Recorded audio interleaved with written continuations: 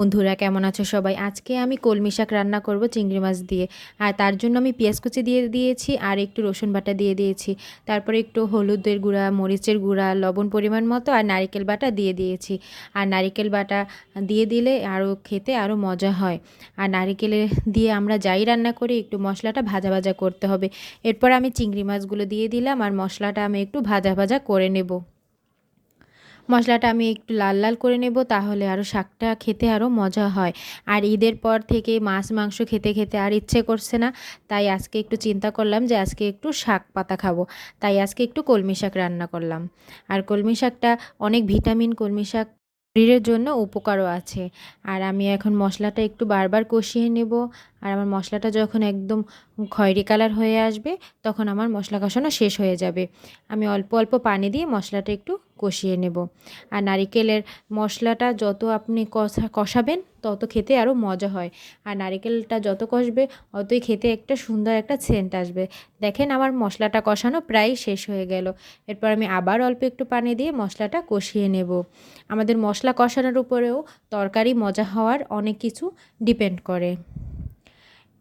এভাবে আমি মশলাটা কষিয়ে নেব। আর আমার মশলাটা দেখেন, মশলাটার রং অনেক আলাদা হয়ে গেছে। মশলার রং একটু খয়েরি খয়েরি কালার হয়ে গেল। এরপর আমি শাকগুলো আগে কেটে ধুয়ে রেখেছি, সেগুলো আমি দিয়ে দিলাম। আর আমি দিয়ে একটু আবার নেড়ে নিব যাতে মশলাটা না লেগে যায়। আর শাকগুলো খেতে অনেক মজা হবে, কারণ শাকগুলো অনেক ভালো ছিল, তাজা ছিল। আর আমি এবার একটু নেড়ে নেব যাতে মশলাটা নিচে না লেগে যায়। আর এভাবে করে যদি আপনারা কলমি শাক রান্না করেন দেখবেন যে কলমি শাকটা কত টেস্ট হয়। এভাবে আমি নেড়ে নিলাম। আর এরপরে আমি একটু সব মশলাটা শাকের সাথে মিশিয়ে নেব। আর এরপর আমি একটু ঢাকনা দিয়ে দেব যাতে শাকটা একটু নরম হয়। আমার মশলাটা শাকের সাথে মিশানো প্রায় শেষ হয়ে গেল। এবার আমি ঢাকনা দিয়ে দেব। আর শাকটা ঢাকনা দেওয়ার কারণে শাকটা একটু নরম হয়ে যাবে।